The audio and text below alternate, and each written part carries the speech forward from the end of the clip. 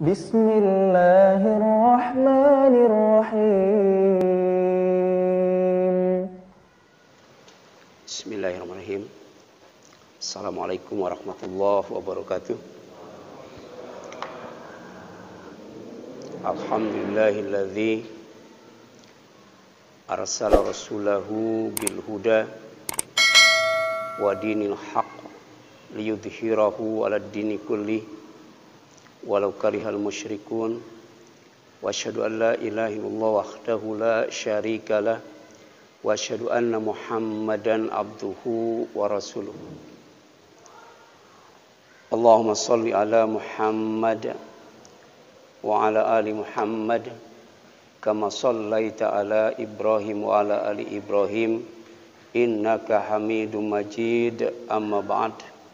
Faqala Allah ta'ala fi kitabihil karim, a'udzu billahi minasyaitonir rajim. Ya ayyuhalladzina amanu taqullaha haqqa tuqatih wa la tamutunna illa wa antum muslimun. Wa qala Rasulullah sallallahu alaihi wasallam, ittaqillah haitsu ma kunta wa atbi'is sayyi'atal hasanata tamhuha wa khaliqin nas bi khuluqin hasan. Ikhwatal iman, ikhwan fillah, jamaah silaturahim dan thalabul ilmi yang dirahmati dan dimuliakan oleh Allah Subhanahu wa taala. Alhamdulillah, sampai malam ini Allah masih memanjangkan umur kita. Sejatinya memberi kesempatan kepada kita untuk mensyukuri nikmat hidup dengan taat dan ibadah kepadanya sesuai dengan aturannya yang dicontohkan oleh Rasulnya, diikuti oleh para sahabat dan dijelaskan oleh para ulama.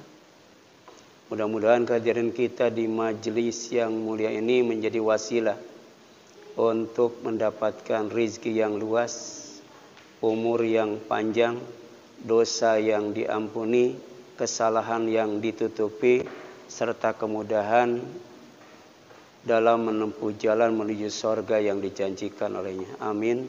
Ya Allah, ya Rabbal Alamin. Malam ini kita akan mengkaji materi tentang kehormatan dan harga diri. Kehormatan itu bahasa Arab hurmat, ya. Kemudian menjadi hormat. Ya. Nah, kehormatan dalam kamus bahasa Indonesia itu dimaknai sebagai kebesaran, sebagai kemuliaan, dan sebagai kesucian. Jadi kalau mau dihormati berarti harus jadi orang besar. Kalau mau dihormati harus jadi orang mulia. Kalau mau dihormati harus jadi orang yang suci. Itu kalau merujuk kepada kamus besar bahasa Indonesia. Tapi dalam kamus bahasa Arab, ya, kehormatan itu didefinisikan sebagai ma la yahillu intihakuhu, ya, sesuatu yang tidak boleh dilanggar. Karena sesuatu itu atau kehormatan itu berkaitan dengan hak Allah. Ya. Jadi hak Allah itu kehormatan, ya, yang tidak boleh dilanggar. Yang kedua adalah kesucian diri. Dan ketiga adalah tanggung jawab. Ya. Jadi ternyata kehormatan itu ada kaitannya dengan hak Allah, ada kaitannya dengan kesucian diri, dan ada kaitannya dengan tanggung jawab. Tanggung jawab terhadap diri sendiri, tanggung jawab terhadap anak istri, tanggung jawab terhadap saudara, ya, terhadap tetangga, terhadap masyarakat, terhadap bangsa, terhadap negara, dan terhadap agama. Itu semuanya akan, ya, diminta pertanggungjawabannya oleh Allah Subhanahu wa taala. Sedangkan harga diri, ya, itu dimaknai sebagai nama baik. Nama baik. Ya. Jadi orang yang menjaga kehormatannya insya Allah, ya, akan dihargai. Dan orang yang menjaga harga dirinya insya Allah akan dihormati. Maksudnya menjaga nama baiknya, nama baik dirinya, ya, nama baik keluarganya, dan nama baik bangsa, negara, serta agamanya. Dan dalam kaitannya dengan bisnis, ya, dengan jual beli, dengan perdagangan, harga diri itu adalah nilai layak jual. Ya. Karena sebenarnya hidup itu adalah diantaranya adalah bisnis, ya. Transaksi jual beli. Ya. Cuman ada yang berjual beli, menjual dirinya, ya, itu kepada manusia dengan apa? Dengan jabatan, dengan kekuasaan, dengan harta, dengan kekayaan. Tapi ada juga yang menjual dirinya kepada Allah. Dengan apa? Dengan sorga. Ya. Jadi kalau dengan manusia menjual diri itu ya dengan kekuasaan, dengan jabatan, ya. Atau mungkin dengan popularitas, dengan ketenaran, sehingga ada acara setting-settingan untuk mendongkrak popularitas, ya. Walaupun harga dirinya terjual, ya. Kemudian menjaga kehormatan dan harga diri, ya, itu di samping ada hifdzuddin, menjaga agama, ada juga hifdzun nasal, menjaga keturunan, ada juga hifdzul akli, menjaga akal, kecerdasan, ya, menjaga pikiran, ya. Ada juga hifdzul mal, menjaga harta. Maka menjaga kehormatan dan harga diri itu disebut hifdzun nafs, ya. Dan kelimanya itu termasuk tujuan, ya, diturunkannya Islam kepada para nabi dan para rasul. Jadi risalah para nabi dan rasul terdahulu, dari mulai Nabi Nuh sampai kemudian Nabi Muhammad SAW, itu ada 3 tujuan. Yang pertama menjaga agama, yang kedua menjaga keturunan, yang ketiga menjaga akal, yang keempat menjaga harta, dan yang kelima menjaga diri. Dan ulama, ya, itu menyebutnya dengan al-maqasidus syariah atau maqasidus syar'i, ya. Jadi tujuan-tujuan disyariatkannya agama untuk manusia, ya. Limaslahatid dunya, ya. Untuk kemaslahatan dunia wal akhirah, dan akhirat, ya. Di antaranya tadi menjaga diri, menjaga kehormatan diri, menjaga kesucian diri, menjaga apa? Harga diri, ya. Nah, kemudian diantaranya ada perintah nikah, ya. Perintah nikah dan larangan berzina. Ini termasuk contoh untuk menjaga kehormatan dan harga diri, ya. Untuk menjaga kesucian diri serta menjaga nama baik keluarga. Makanya nikah itu ditekankan pada remaja, anak muda, asyabab, ya. Jadi siapa saja yang sudah mampu nikah, ya. Karena ternyata nikah itu untuk menjaga diri, menjaga harga diri, jangan sampai terjerumus kepada perbuatan yang bernama zina, ya, yang mengotori diri, ya. Dan juga menjaga nama baik keluarga. Kemudian cara menjaga kehormatan dan harga diri, yaitu dengan ketakwaan, ya. Jadi takwa itu diantaranya adalah untuk menjaga diri, menjaga kehormatan diri, menjaga harga diri. Kenapa? Karena salah satu makna takwa itu adalah siyanatun nafsi amma yu'thimu, menjaga diri dari apa saja yang akan menimbulkan dosa, ya. Karena orang yang tidak bisa menjaga diri dari dosa, konsekuensinya ada 2. Yang pertama, dilipat gandakan azabnya pada hari kiamat. Jadi kalau orang berdosa diazab di dunia, itu namanya al-azabul adana, ya. Jadi azab yang kecil, ya. Bencana-bencana, ya. Ya. Tapi setelah itu ada azab yang lain, ya. yaitu azab yang sangat besar, ya. Dilipat gandakan orang yang berbuat dosa itu. Jadi tidak hanya di dunia saja disiksanya, tapi juga pada hari kiamat. Dan salah satu makna hari kiamat itu adalah hari pembalasan, ya. Kemudian, ya, serta kekal dalam kehinaan, ya. Jadi dua ancaman bagi orang pelaku maksiat. Pertama, dilipat gandakan siksanya pada hari kiamat. Yang kedua, dikekalkan dalam kehinaan. Tidak akan dihormati, tidak akan dimuliakan oleh Allah Subhanahu wa taala, apalagi sampai diagungkan, sampai dibesarkan, ya. Di antaranya bagi orang yang melakukan kesyirikan, ya. Jadi syirik itu dosanya dilipat gandakan pada hari kiamat. Syirik itu menyebabkan kekal dalam kehinaan pada hari kiamat. Demikian juga pembunuhan, membunuh, ya. Jadi jangan dianggap remeh yang namanya membunuh. Sekarang kan nyawa itu kayaknya sudah tidak berarti lagi, ya. Betul kan? Padahal dalam Islam itu pembunuhan itu dahsyat sekali, ya. Termasuk apa? Termasuk dosa yang azabnya dilipat gandakan pada hari kiamat dan tidak berhenti sampai di sana. Kekal dalam kehinaan. Di mana? Di neraka, di neraka. Demikian pula dengan berzina, ya. Berzina, makanya ada solusinya apa? Nikah. Kalau tidak mampu nikah, saum, ya. Itu, ya. Kemudian yang selanjutnya ini dijelaskan dalam surat Al-Furqan, ya. Surat 25 ayat 68 sampai ayat 69 ketika Allah menjelaskan karakter, ciri atau sifat orang yang bergelar Ibadur Rahman, ya.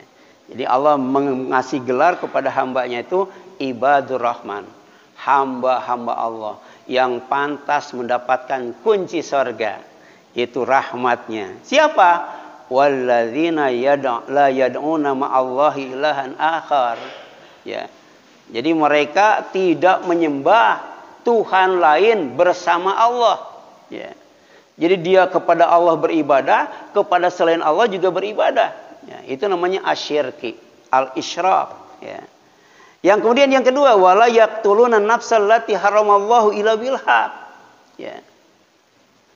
Ibadur Rahman, hamba Allah yang pantas mendapatkan rahmat Allah adalah tidak membunuh diri, tidak membunuh nyawa, menghilangkan nyawa yang diharamkan oleh Allah kecuali dengan cara yang benar. Misalnya hukum kisos, ya, dipenggal kepalanya, ya. Atau kemudian apa? Dalam peperangan. Dalam peperangan itu kalau tidak membunuh, dibunuh, ya. Bahkan dalam Islam itu orang yang banyak membunuh dalam peperangan itu gonimahnya paling banyak, itu paling banyak, ya. Tidak dosa kalau membunuh dalam peperangan, ya. Kemudian yang selanjutnya, ya, wa may yaf'al dzalika yalqa athama.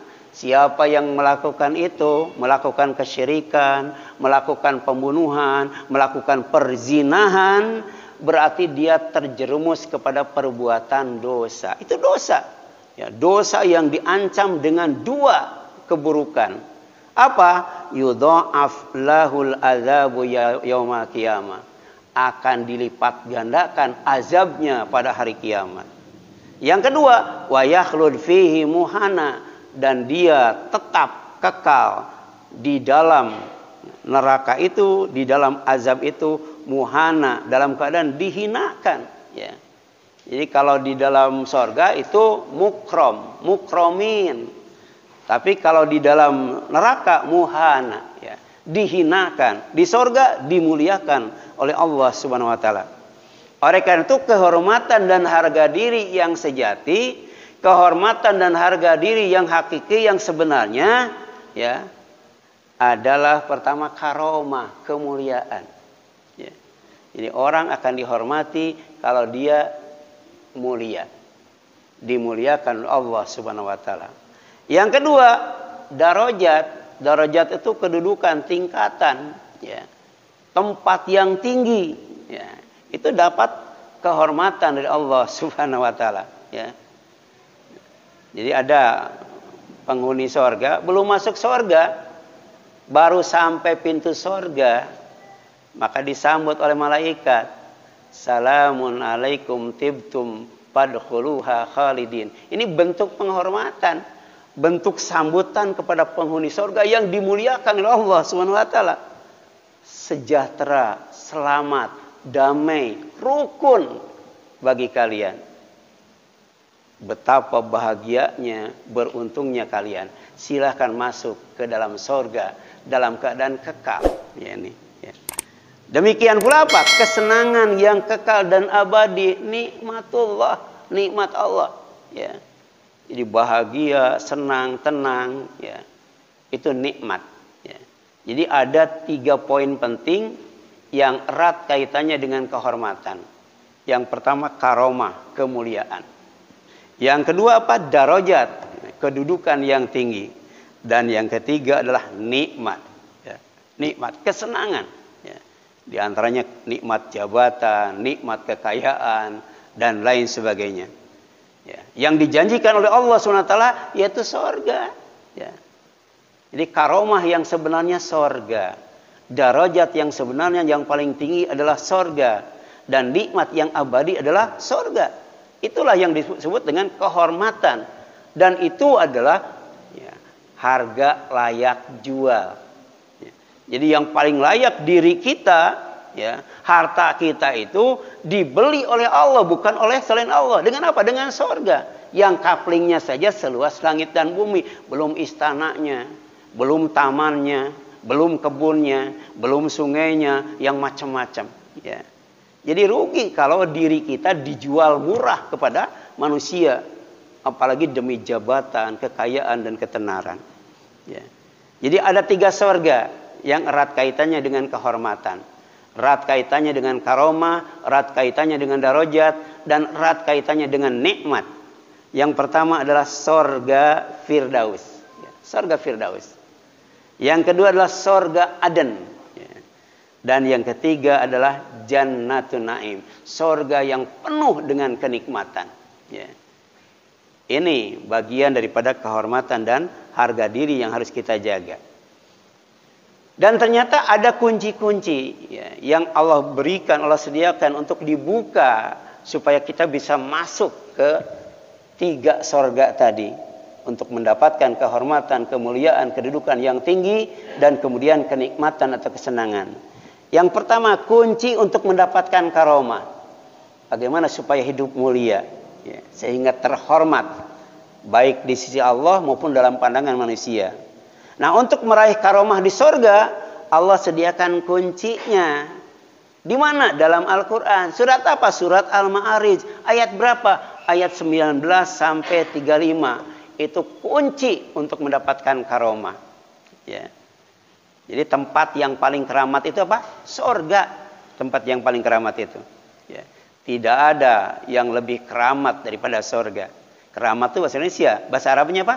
Karomah. Ya. Yaitu dengan tidak berkeluh kesah. Ya. Berkeluh kesah itu kalau diuji dengan yang tidak menyenangkan dia putus asa. Tapi kalau diuji dengan yang menyenangkan pelit banget itu. Pelit banget. Ya. Jadi kalau diuji dengan yang tidak menyenangkan, ya, jangankan yang dekat, yang jauh juga dikasih tahu itu. Tapi kalau dapat kesenangan, jangankan yang jauh, yang dekat juga nggak dikasih tahu. Ya. Itu penyakit halu'ah. Keluh kesah. Yang kedua apa? Berusaha agar sholatnya dinilai sholat. Itu kuncinya cuma 2 tuh. Sholatnya dinilai sholat, kemudian tidak berkeluh kesah. Ya. Karena laisa kullu musallin yusolli, kata Rasul. Tidak semua orang yang sholat itu dinilai sholat. Karena ada yang sholat tapi diperingatkan, ada. Ada yang sholat tapi dilarang, ada. Sholat yang diperingatkan, sholat yang lalai, sholat yang ria, sholat tapi pelit, itu diperingatkan. Ada sholat yang dilarang. Apa sholat yang dilarang? Sholat di kuburan misalnya. Ya, sholat yang dilarang itu. Ya, gitu. Kemudian yang selanjutnya, ya, ini silakan nanti baca surat apa? Al-Ma'arij ya, mulai ayat 19. Innal insana khuliqa halu'a. Sesungguhnya manusia itu diciptakan oleh Allah dengan tabiat sifat halu'a, keluh kesah. Cirinya idza massahu syarru jazua, ya. Apabila diuji dengan yang tidak baik, maka dia gampang sekali putus asa. Wa idza massahul khair, tapi ketika diuji dengan kebaikan, manua, dia sangat pelit sekali. Ilal musallin, kecuali orang yang sholat. Ya. Tadi kan, tidak semua orang yang sholat itu dinilai sholat. Ini ada orang yang sholatnya dinilai sholat. Dan ini terapi untuk menyembuhkan tadi penyakit pelit dan penyakit putus asa. Apa itu? Alladzina hum ala sholatihim daimun. Sholatnya tetap tidak berubah, tetap sholatnya itu. Makin lama tuh makin mantap. Ya. Yang kedua, walladzina fi amwalihim haqqum ma'lum. Dalam hartanya itu dia sisihkan, kemudian dia serahkan kepada orang yang berhak untuk mendapatkannya. Tidak dimakan semuanya, tidak digunakan semuanya, disisihkan, diserahkan. Kepada siapa? Kepada orang yang oleh Allah dikasih tahu kepada siapa harus diberikannya. Ternyata ada dua. Ya, dalam harta kita, ya, rezeki kita yang diberikan oleh Allah kepada kita, itu ada hak. Pertama, lisail, untuk orang yang minta-minta. Jadi terang-terangan dia minta. Ya, minta. Ya. Mungkin pengamen, pengemis atau apapun, ya, atau tetangga datang langsung ke rumah kita. Ya, kalau belum diserahkan, serahkan itu. Ya. Kalau tidak, itu namanya pelit. Ya. Yang dalam bahasa Al-Quran itu namanya al-bukhlu atau asyuhu. Ya. Gitu. Yang kedua, wal mahrum. Ya. Dia butuh tapi menjaga kehormatan, ya. Tidak minta, ya. Bahkan orang kaya, ya, menyangka bahwa dia tuh kaya. Orang yang tidak tahu menyangka dia tuh kaya, nggak ada kebutuhannya, padahal ada. Ya. Disinilah pentingnya kita mengenal tetangga, mengenal jamaah yang ada di sekitar kita, yang setiap hari mungkin sholatnya ada di kanan kiri kita, tapi sampai hari ini kita tidak kenal namanya, ya. Tidak tahu di mana rumahnya, istrinya ada berapa, pekerjaannya apa, anaknya apa. Itu padahal tiap hari itu di kiri kanan kita. Betul kan? Iya. Ya. Iya, namanya nggak tahu. Kalau kita naik angkot nggak kenal walaupun tiap hari ketemu, nggak apa-apa itu di angkot, ya. Ini di masjid, bayangkan. Makanya dalam Asrarus Salat, ya, rahasia salat, Imam Al-Ghazali mengatakan bedanya salat sahabat dan Rasulullah dengan kita. Kalau Rasulullah dan sahabat itu lagi sholat, tidak mengenal siapa-siapa. Dia cuma mengenal Allah. Tapi begitu selesai sholat, dia mengenal yang lainnya. Kiri kanannya dia kenal, depan belakangnya kenal. Sampai kalau sahabat ditanya oleh Rasul tentang si fulan kenapa enggak ke masjid, pasti tahu jawabannya. Kalau kita ditanya, yang ada di kanan kita, kiri kita ditanya kenapa enggak ke masjid, enggak tahu, kan gitu ya. Ya. Kemudian apa? Walladzina yusaddiquna biyaumiddin, membenarkan hari pembalasan, membenarkan hari kiamat, ya, membenarkan hari kebangkitan, ya. Walladzina hum min azabi rabbihim musyfiqun, dia sangat takut, ya, dengan azab Allah Subhanahu wa taala. Kenapa? Inna azab rabbihim ghairu ma'mun. Sebab kalau azab Allah itu sudah ditimpakan kepada manusia, maka tidak ada seorang pun yang bisa aman, ya, yang tidak bisa selamat daripadanya. Sampai kalau azab yang sebenarnya Allah timpakan, jangankan manusia, ya, binatang pun tidak akan ada yang hidup. Makanya ketika banjir di zaman Nabi Nuh kan tidak disuruh mengangkut umatnya saja, ya. Tapi disuruh bawa apa tuh? Bawa binatang semuanya tuh sepasang-sepasang. Sebab apa? Ini azab Allah bakal datang. Kalau azab Allah datang, ya, dan azab itu benar-benar azab dari Allah, maka tidak ada satu makhluk hidup pun yang hidup itu. Hati-hati. Makanya orang yang benar-benar sholat itu, dia sangat takut kepada azab Allah. Karena kalau azab Allah itu ditimpakan, tidak ada yang aman seorang pun daripadanya. Kemudian walladzina hum li furujihim hafidun, menjaga kemaluannya. Ini menjaga harga diri, ya. Menjaga kemaluan berarti tidak berzina atau menjaga sesuatu yang bisa, ya, terjerumus kepada perbuatan zina. Ya, kemudian waladzi apa? Fa'in apa? Illa ala azwajihim aw ma malakat aymanuhum, kecuali kepada istri mereka atau hamba sahaya mereka, ya. Itu. Kemudian fa'in nahum ghairu malumin, itu tidak tercela.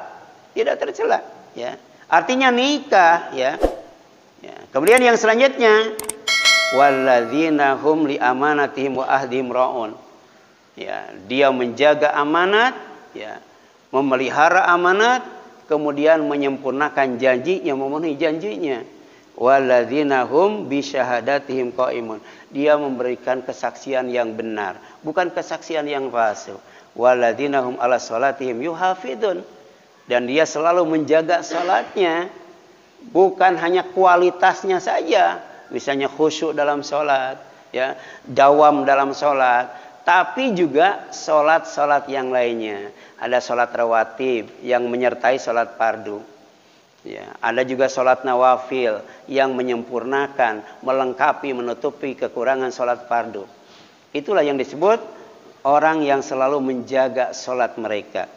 Ulaika, mereka itulah katanya, fi jannatin, oleh Allah akan ditempatkan di sorga-sorga, mukramun, dalam keadaan dimuliakan, dikasih karomah oleh Allah subhanahu wa ta'ala. Ini, ya, silakan nanti baca surat Al-Ma'arij surat 70 ayat 19 sampai ayat 35. Itu kunci untuk mendapatkan karomatullah, karomah dari Allah subhanahu wa ta'ala. Yang kedua, kunci untuk mendapatkan darajat, ya. Bagaimana supaya kita ditempatkan di tempat yang paling tinggi, ya. Bagaimana supaya kita dikasih kedudukan oleh Allah dengan kedudukan yang tinggi dan mulia, ya. Dan darajat, kedudukan yang paling tinggi, sorga, namanya sorga Aden, ya. Itu Jannatu Aden. Dan ini Allah tegaskan dalam surat Tauha surat 20 ayat 74 sampai 76, ya. Jadi kalau mau mendapatkan derajat yang tinggi, kuncinya ada 3. Pertama, mati tidak membawa dosa. Ini gampang atau susah? Mati tidak bawa dosa, ya. Susah atau gampang? Yakin gak kita mati tidak bawa dosa? Ya. Itu yang pertama, ya. Yang kedua, mati membawa iman, ya. Dan yang ketiga, mati membawa amal soleh. Nah, di sini jelaskan bagaimana kalau orang mati bawa dosa, ya. Innahu mayati rabbahu mujriman fa innallahu jahannama la yamutu fiha wa la yahya. Sesungguhnya orang yang datang menghadap Allah, ya, dalam keadaan membawa dosa, maka sesungguhnya untuknya adalah neraka jahanam. Mati bawa dosa, masuk ke dalam neraka jahanam. Siapa? Orang yang tidak mendapatkan syafaat, ya. Kemarin sudah dijelaskan ketika menjelaskan tentang alam mahsyar, ya. La yamutu fiha wa la yahya. Dahsyatnya neraka jahanam itu, orang yang masuk ke dalamnya tidak akan mati, tidak akan hidup. Jadi mati dan hidup berkali-kali, mati dihidupkan, hidup dimatikan, mati dihidupkan, hidup dimatikan, terus itu, ya. Padahal itu khalidina fiha. Wa may ya'tihi mu'minan. Sebaliknya orang yang datang menghadap Allah mukminan, membawa iman, dalam keadaan beriman, qad amila shalihat, serta beramal soleh, membawa amal soleh. Apa kata Allah? Faulaika, maka mereka itu lahum, untuk mereka ad-darajatul ula, derajat yang paling tinggi. Apa derajat yang paling tinggi? Jannatu Aden, surga Aden. Ada yang tahu surga Firdaus itu tingkatan keberapa tuh? Ya, surga Firdaus itu tengah-tengah surga Firdaus itu. Kalau tingkatan yang ke-100, ya, kan surga itu 100 tingkat itu. Nah, tingkatan yang ke-100 namanya Jannatu Aden. Makanya orang Yahudi dan Nasrani, ya, dia, ya, ada istilah return to Eden, ya, kembali ke Eden. Jadi Aden itu surga yang paling tinggi. Ad-darajatul ula. Untuk siapa? Untuk orang yang mati bawa iman plus amal soleh, ya. Jannatu adnin tajri min tahtihal anhar khalidina fiha wa dzalika jazaa'u man tazakka, ya. yaitu surga Aden yang selalu mengalir dari bawahnya berbagai macam sungai, sungai madu, sungai susu, sungai khamar, dan sungai air tawar, ya. Kekal di dalamnya, dan itulah balasan bagi orang yang suci. Kalau dikaitkan dengan surat Al-Bayyinah, ya, bahwa surga Aden itu diberikan kepada 4 orang, ya, orang yang melaksanakan 4 perkara. Yang pertama iman, yang kedua amal soleh, yang kedua suci dari dosa dan kesalahan, yang keempat takut kepada Allah. Ya. Dzalika liman khasyiya rabbah. Surat Al-Bayyinah itu. Ya.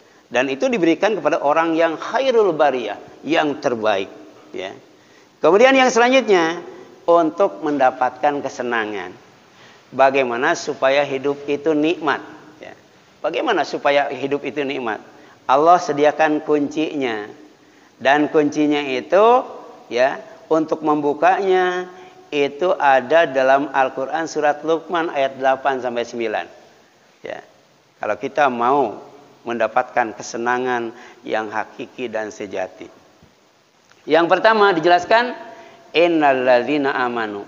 Sesungguhnya orang-orang yang beriman itu, wa amilus shalihat, dan beramal saleh, lahum, untuk mereka, jannatun naim. Ada surga-surga yang penuh dengan kenikmatan, penuh dengan kebahagiaan dan kesenangan. Khalidina fiha, mereka kekal di dalamnya. Wa'dallahi, ini janji Allah haqqan, yang benar, bukan hoaks, ini benar nih. Ya, wa huwal azizul hakim, dan dialah yang maha gagah lagi maha bijaksana. Nah, kalau kita tidak bisa masuk neraka surga Aden, paling tidak kita menjadi warasatul firdaus. Kan ada warasatul anbiya, ya. Siapa warasatul anbiya? Ulama. Tapi ada warasatul firdaus. Ya, siapa? Orang yang mengamalkan surat Al-Mu'minun ayat 1 sampai 10. Silakan baca di rumah, ya. Dimulai dengan qad aflahal mu'minun, ditutup dengan ulaika humul warithun alladzina yarithunal firdausa hum fiha khalidun. Shadaqallahul azim. Itu barangkali yang dapat disampaikan. Mudah-mudahan bermanfaat bagi kita sekalian. Mohon maaf apabila ada kesalahan kurangan. Aqulu qouli hadza wa astaghfirullah li wa lakum wal afwu minkum. Subhanaka Allahumma wa bihamdika asyhadu an la ilaha illa anta astaghfiruka wa atubu ilaik. Wassalamualaikum warahmatullahi wabarakatuh.